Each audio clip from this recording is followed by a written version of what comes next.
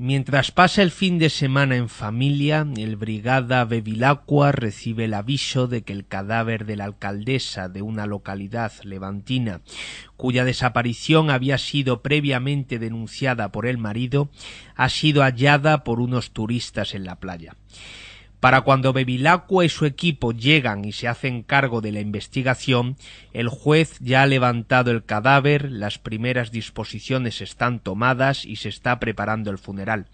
El lugar es un avispero en el que se desatan todo tipo de rumores sobre la víctima, una joven promesa que venía a romper con los modos y corruptelas de los viejos mandarines del partido y que apostaba por renovar el modo de hacer política. Además, el descubrimiento de su agitada vida sexual, que puede calificarse de todo menos insípida, arroja sobre el caso una luz perturbadora.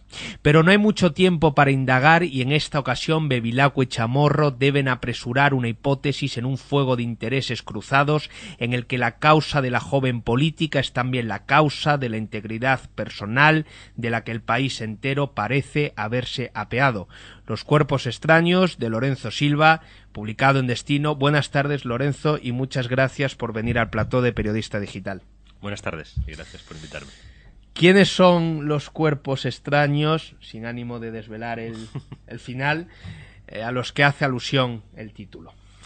El lector de Bevilacqua sabe que para titular a mí me gusta emplear metáforas y me gusta que sean lo más polisémicas posible, ¿no? Y yo creo que esta metáfora tiene al menos 4 significados. Si los dijera todos, a lo mejor anticipaba algo del final, con lo que no debo hacerlo, pero creo que el sentido esencial de esos cuerpos extraños, de esa metáfora, es la de esos elementos perturbadores, nocivos, que se instalan donde no se les debería dejar entrar y se instalan precisamente porque aquellos que deberían velar porque no penetraran, lejos de impedirlo, lo que hacen es colaborar y abrirles paso. Nada más empezar a leer la novela, no he podido evitar el pensar en lo que ha sucedido hace poco en León. Bueno, aunque no es... No es lo mismo, pero es verdad que hay unos elementos, unos elementos similares que son inquietantes, ¿no? Muere una política, que además es una mujer, claro. Muere violentamente con un asesinato que de entrada remite a procedimientos del crimen organizado, ¿no? Aunque luego no, realmente en ese caso no sea así. Y bueno, y parece que, aunque todo está por supuesto abierto, pues cuando se empieza a profundizar en cómo se produce ese asesinato, aparece su propia actuación como política, ¿no? Sin decir ni enjuiciar nada más. ¿Y es una casualidad? Sí, es una casualidad, claro. Yo no tenía ni la más remota idea de que pudiera suceder algo tan parecido en algunos aspectos en el ínterin que media entre que uno entrega la novela y se publica, que es justamente cuando ha sucedido esto, ¿no? Pero quizá esa historia, que a fin de cuentas lo que las dos tienen en común, dejando al margen las muchas diferencias y que una de ellas además todavía está pendiente de establecer, ya la establecerá en su día una sentencia judicial, es que las dos nos remiten quizá a unos comportamientos en torno a lo público en los que en la gestión de los intereses públicos pues se entrometen o se mezclan, y se mezclan de una manera decisiva otro tipo de consideraciones, que son consideraciones personales y particulares de quienes están en ese ámbito de decisión, y que en nuestro país pues lamentablemente con cierta frecuencia, lejos de guiarse única y exclusivamente por ese interés público que se postulan para defender, pues acaban abandonando ese lado para dejar entrar otro tipo de consideraciones, ¿no? No vayamos a decir más porque tampoco es mucho más lo que podemos decir, sobre todo en la historia real, ¿no? Pero está claro que esa mezcla se ha producido mucho en España, esa mezcla produce expectativas defraudadas, y hay gente que cuando le defraudan las expectativas pues sabe más o menos asumirlo, y hay gente que cuando le defraudan las expectativas no sabe asumirlo y reacciona con la violencia, ¿no? Es la 7ª entrega protagonizada por esta pareja de guardias civiles, Rubén Bevilacqua y Virginia Chamorro. Tú has dejado generalmente bastante tiempo entre una entrega y otra, en algún caso bastantes años. Sin embargo, tu anterior novela fue el Premio Planeta, La marca del meridiano, protagonizada también por esta pareja. Y a mí me ha sorprendido que la siguiente, año y medio, algo más después, fuera otra novela protagonizada por ellos. Es verdad que yo nunca he hecho novelas en años seguidos y es verdad que nunca he hecho después de una novela de Bevilacqua otra novela de Bevilacqua.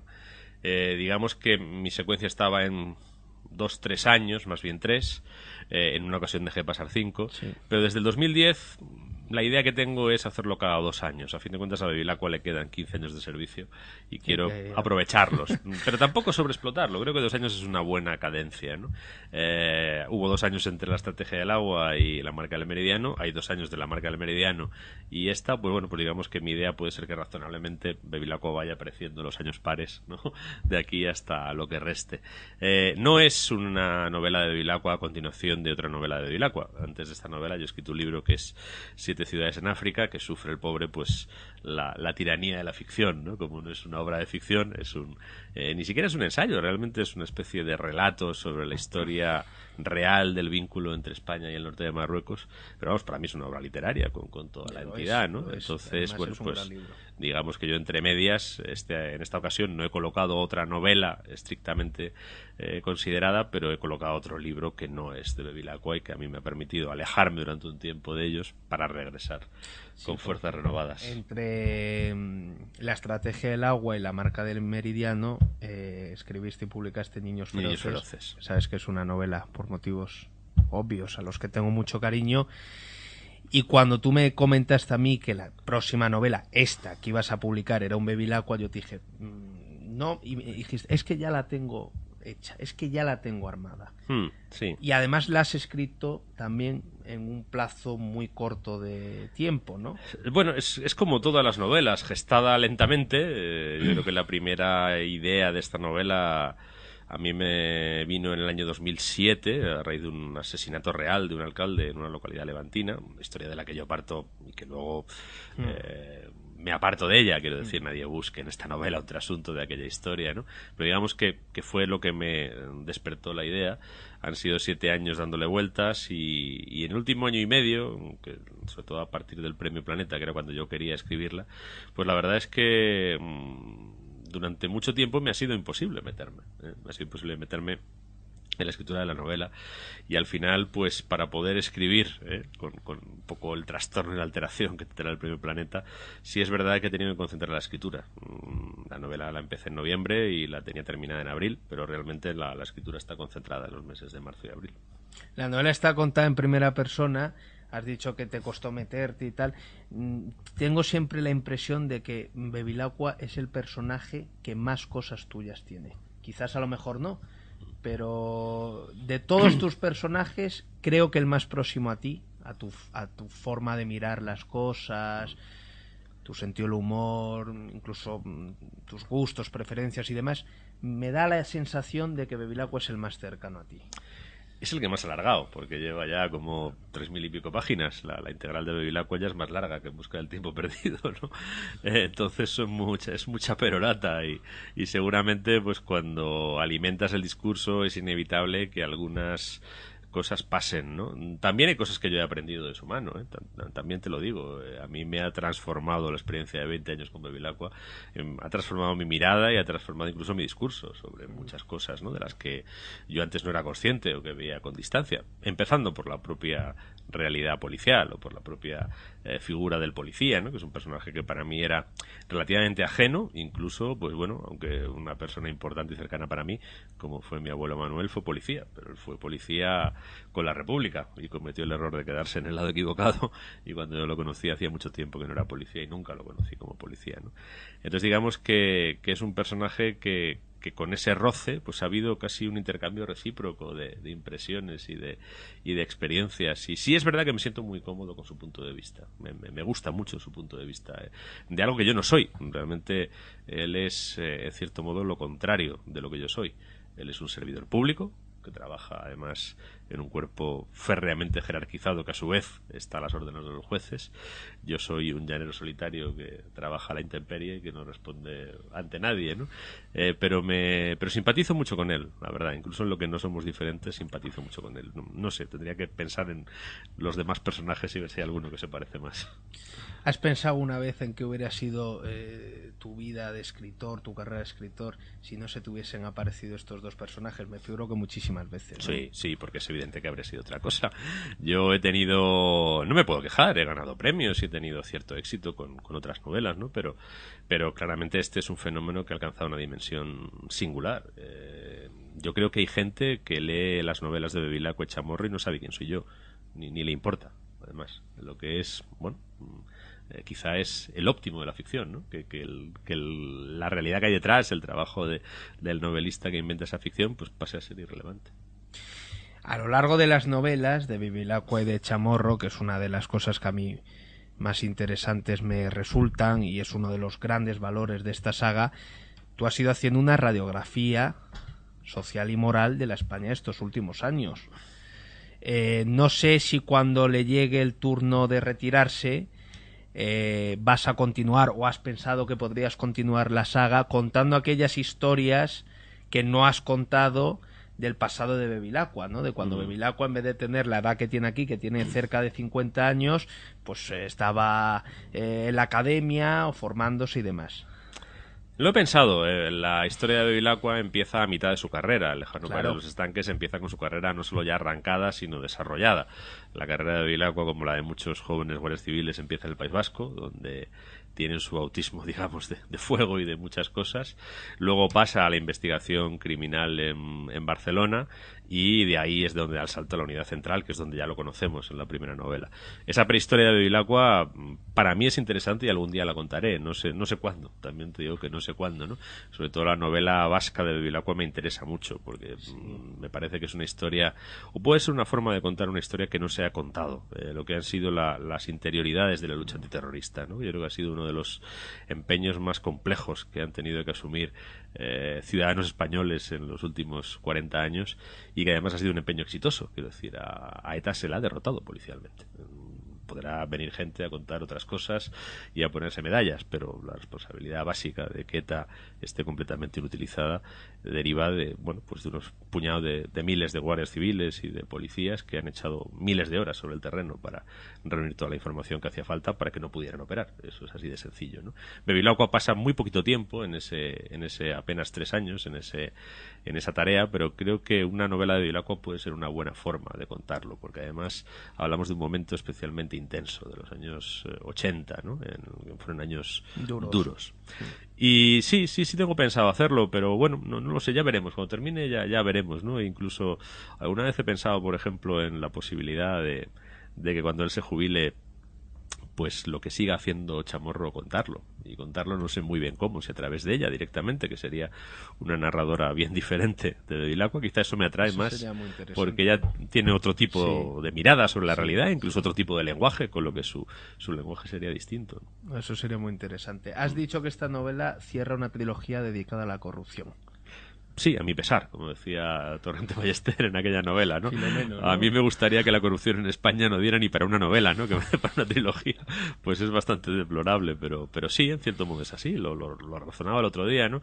El alquimista impaciente en el año 2000 hablaba un poco de la corrupción privada, de la corrupción empresarial, en connivencia también muchas veces con los poderes públicos. La Marca del Meridiano habla de la corrupción policial, y esta novela tiene como trasfondo la corrupción política. Las tres protagonizadas por Bevilacqua. Sí, las tres son de la serie, una en el 2000, otra en el 2012 y otra en el 2014. Me gusta mucho de esta novela el punto, la atalaya a la que ha llegado, el momento en el que vital en el que está Bevilacqua. Creo que además eso también se ve a lo largo de la saga. La primera es del año 96. 95 fue cuando lo escribí, y publicada en el 98. Publicada en el 98, El Lejano País de los Estanques. Se ha ido viendo cómo él va madurando, va evolucionando. Me gusta mucho la mirada del personaje. Me gusta mucho, te lo decía el otro día, esas escenas cotidianas. Alguna vez te he dicho que tienes que escribir una novela protagonizada por ellos sin que haya... Sin crimen, sin caso. Sin crimen. Sí. Es que... Eso lo hizo Simenón con alguna novela de Maigret, de Simenón, y también hay un cuento de Conan Doyle, de Sherlock Holmes también, que no tiene caso. Plinio también tiene alguna cosa. Sí.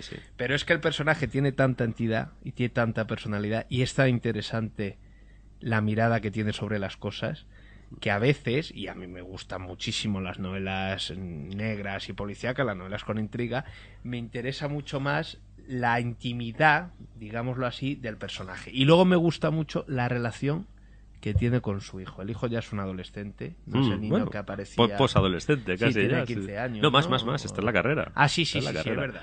Eso es la... Y me gusta mucho cuando va, por ejemplo, al comienzo de la novela, que está...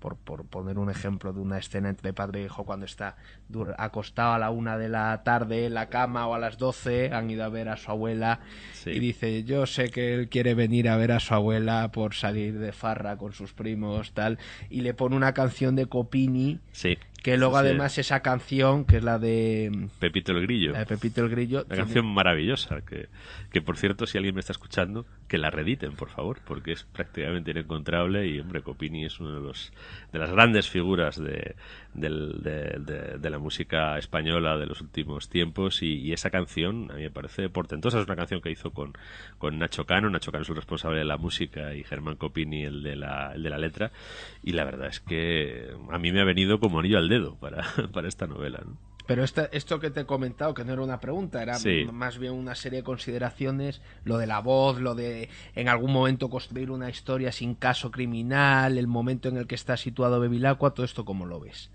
A mí me interesa mucho eso, y me interesa mucho mostrar que un policía que investiga un homicidio es un ciudadano corriente, pues que, por ejemplo, tiene que ejercer la paternidad en las condiciones que le toquen, unos mejores, otras peores, ¿no? Que tiene las mismas inquietudes que puede tener cualquier otra persona respecto de lo que puede ser el futuro de su hijo, por ejemplo, ¿no? O que incluso asume, como cualquier otra persona, pues la obligación o el deber de transmitirle cosas, ¿no? Por ejemplo, cuando él va en esa escena que mencionas, que está dormido y lo despierta, y para despertarlo le pone en el teléfono una música de Germán Copini. En el fondo también le está invitando a que descubra esa música, que descubra ese cantante que es de un tiempo muy anterior al suyo, ¿no? Esa necesidad que tienes cuando tienes hijos de compartir con ellos todo lo bueno que tú has encontrado, con independencia de que ellos lo valoren o no. Y a veces en la esperanza de que cuando no lo valoran, pues llegue algún día en el que lo recuerden y sí lo valoren, ¿no? A mí me parece que todo eso, que forma parte de la vida de cualquier persona, es bueno contar que también forma parte de la vida de un policía, como formaría parte de la vida de cualquier otro profesional. Pero a veces esa vida interior, esto que tú estás comentando, yo leo muchas novelas en las que se pierde, no sabes del personaje prácticamente nada, son personajes muy planos, con novelas que suelen estar bien armadas, que se leen de forma entretenida, pero los personajes no tienen carne y hueso, y para mí... Y al revés, te podría hablar de novelas policíacas donde esto creo ocupa demasiado sitio. Pues me parece que es un elemento interesante, pero que hay que manejar en su dosis exacta, ¿no? Si te pasas, pues acabas interfiriendo en la historia que estás contando, ¿no? Pero si tú lo vas soltando como pinceladas, que además van explicando el estado de ánimo del personaje en los avatares de la investigación, que en parte depende de cómo está saliendo la investigación, pero también depende de lo que le está pasando a él en su casa, o lo que le está pasando en su matrimonio, o lo que le está pasando en su relación de pareja, o lo que le está pasando en su economía, pues creo que cuentas la historia de forma más completa, ¿no? Porque no es un robot el que está investigando, es un ser humano con su paquete de problemas, ¿no? Y por tanto ese paquete de problemas también forma parte de la historia. Lo que no puedes es llegar a anteponerlos a la historia que estás contando. Estoy pensando en el policía de Majes Howell y Pirbalú, Martín Beck, que es también vendría a ser ejemplo. Yo creo que ellos son un poco los que fijaron este modelo en las dosis exactas, ¿no? Creo que de Martín Beck sabemos lo suficiente. Y para entenderle. Porque Simenón es otra cosa. Simenón es otra cosa. Tiene otro tipo de planteamientos. Las tramas muchas veces no importan lo más mínimo. Es más la atmósfera, los sitios por donde se mueve Maigret, los bares a los que va. Hay una relación muy bonita aquí que se establece entre Bevilacqua y esta jueza que conoció, que apareció en la primera en La Reina novela, sin Espejo, ¿no? Apareció La Reina sin Espejo, bueno, la Reina sin Espejo es la cuarta novela, me parece. Sí, ahí es donde aparece. Es la Reina sin Espejo es la de Cataluña, ¿no? Sí, la primera que aparece, que sucede en Barcelona, sí. Bueno, yo conozco parejas de guardia civil y jueza. No me estoy inventando nada. Y es una relación interesante, ¿no? Porque al final el juez siempre es la gran autoridad o la autoridad máxima que dirige una investigación criminal. El guardia civil entra ahí, pues muchas veces como un auxiliar del juez, con un cierto rango subalterno, pero cuando una historia es intensa, pues se produce un roce entre las personas, ¿no? Y debajo de la toga hay una mujer y debajo del tricornio hay un hombre, ¿no? Y siempre me interesa poner al descubierto cómo a veces hay historias paralelas, ¿no? Hay una historia que sucede en la superficie, que es una investigación criminal con una juez en la cúspide del procedimiento penal, con un policía supeditado, y paralelamente sucede una historia humana en la que, bueno, pues ¿por qué no? ¿Cómo le advierte ella? Te vas a meter en un... te vas a enfangar, te vas a meter en un lío. Y aquí entra el otro gran personaje de la novela, que es el juez.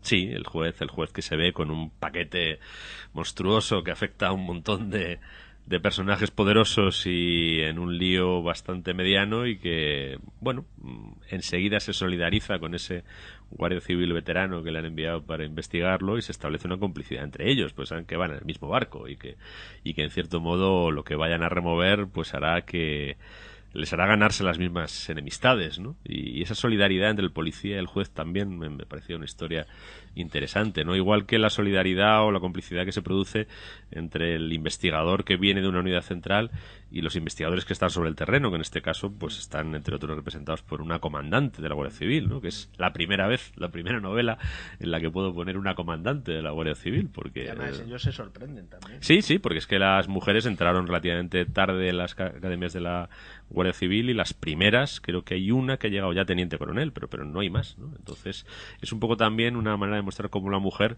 va poco a poco, pero sin pausa, tomando posiciones, incluso en elementos o en ambientes tan masculinos tradicionalmente como es la propia Guardia Civil. Tú te documentas mucho, tienes además muchos amigos en la Guardia Civil, yo sé que les preguntas, que les consultas, las presiones a las que se ven sometidos, en este caso este juez y Bevilacqua y tal, por parte, iba a decir de la casta, pero me da miedo decirlo. No le recaben más votos, que haga campaña a él de vez en cuando. Creo que tiene demasiada gente haciendo campaña en su favor. Bueno, de los dirigentes, tal, es así de real, ¿no? Sí, vamos a ver, también todo esto, la novela se pone en un contexto. Creo que la novela es bastante realista, porque yo intento ser realista, y por tanto creo que cualquiera lo puede entender. Cuando tú investigas y de repente aparece salpicado un señor que es, por ejemplo, un alto cargo de un partido, pues naturalmente esa no es una investigación cualquiera. Alguien puede levantar el teléfono, alguien puede llamar. Pero también te digo que con las mismas, cuando hablas con policías que están en unidades anticorrupción, muchos de estos dicen, mira, la verdad es que yo presiones directas he recibido muy pocas. Y telefonazos muy pocos, porque entre otras cosas el propio político corrupto sabe que al final todo se puede acabar sabiendo, y que eso es una manera de quedar un poco en entredicho, ¿no?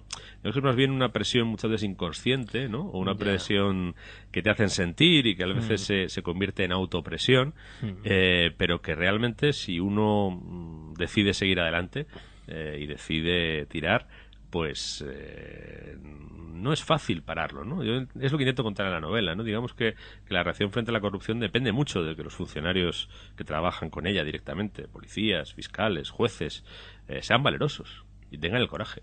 Si tienen el coraje, el corrupto está en precario, está en fuera de juego.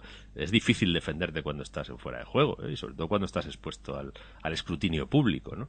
Ahora, con todo, siempre es un riesgo, y sobre todo siempre es un riesgo, pues por ejemplo, como considera en algún momento el juez sabe que, bueno, él afortunadamente no tiene ambición de hacer carrera judicial, porque ya sabe que la carrera judicial, a partir de ciertos niveles, requiere la aquiescencia o la simpatía de los políticos. Por tanto, eso es algo que te van a apuntar y que a lo mejor en algún momento pues va en tu contra, ¿no? Y lo mismo el gran jefe de la unidad, el coronel, ¿no? No quiere decir que nadie le presione, que nadie le diga esto no lo puedes investigar, pero él sabe, es un tipo brillante, quiere hacer carrera y quiere llegar a general, que solo tiene que medir, que si se pone excesivamente insidioso o excesivo, alguien piensa que está actuando con un exceso de entusiasmo, pues a lo mejor eso el día de mañana, dentro de 10 años, cuando en alguna instancia política se discuta su ascenso general, alguien lo puede recordar, ¿no? La vida es así. Ayer fue la rueda de prensa, ¿no?, de esta novela. Esta mañana te la ha presentado el fiscal Eduardo Torres Dulce. Te preguntaba que si el juez que aparece en la novela estaba inspirado en el fiscal. No, porque además su papel es diferente, ¿no? Y tiene un perfil muy distinto, pero digamos que tanto ese juez como lo que yo creo que está representando Torres Dulce en la Fiscalía General del Estado son algo bastante si no alentador, por lo menos consolador, ¿no? Yo creo que hay muchos problemas que claramente no están resueltos y no parece haber voluntad de resolver, pero a mí me consuela que salga una persona con tan alta responsabilidad como tiene el fiscal general del Estado y llame las cosas por su nombre y diga cosas como las que dijo no hace mucho en el Parlamento, como las que ha dicho recientemente, ¿no? Es decir, que frente a esto, frente a este problema que está en el trasfondo de esta historia, ¿no? Hace falta aclararle a la ciudadanía con mensajes claros qué es lo que hay, si se quiere realmente reprimirlo o si la intención es contemporizar con ello. Me parece que es muy saludable que en figuras que son representativas se planteen los debates con claridad, ¿no? Y bueno, y sobre todo se planteen con claridad las insuficiencias del sistema. Es decir, señores, no estamos dando la talla, no estamos llegando a donde tenemos que llegar. Los cuerpos extraños de Lorenzo Silva, publicado en Destino. Verán que hay aquí también otro libro, Historia de una piltrafa, publicado en Turpial. ¿Qué es este libro, Lorenzo? ¿Qué recoge? Pues es una coincidencia curiosa, porque ese libro, que sale en una colección que se llama Ópera Prima, realmente, de los 46 que tengo publicados, es mi ópera prima, el que escribí a una edad más temprana. Son 3 relatos que yo escribí en el año 86, cuando tenía 20 añitos. El primero casi una novela corta. El primero casi una novela corta. Título. Sí, una novela, digámoslo, ¿no?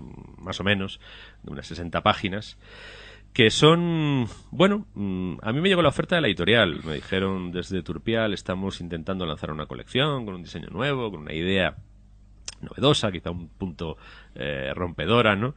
Publicar primeras obras de autores desconocidos y intercalar primeras obras de autores que ya sean conocidos, pero escritas en un momento en el que nadie les conocía y que sea su primera obra publicada. Es muy bonita la idea. Entonces me dijeron, oye, ¿tú tienes seguro material inédito? Y les dije, sí, tengo material inédito. Yo tengo 3 novelas inéditas, nada menos, ¿no? Y me dijeron, bueno, pues tráenos una de esas novelas. Y yo les dije, no, esas 3 novelas están inéditas por poderosas razones que yo debo seguir respetando. Son, bueno, mis primeros esbozos como novelista, novelas que yo intenté escribir cuando no tenía ni la capacidad, ni la experiencia, ni lo que se necesita para escribir una novela, y no me parece que eso pueda ser publicado. No sé, si algún día alguien lo quiere publicar como, no sé, con un interés documental, pues yo se lo dejaré a mis herederos para que lo vendan y le saquen lo que puedan, ¿no?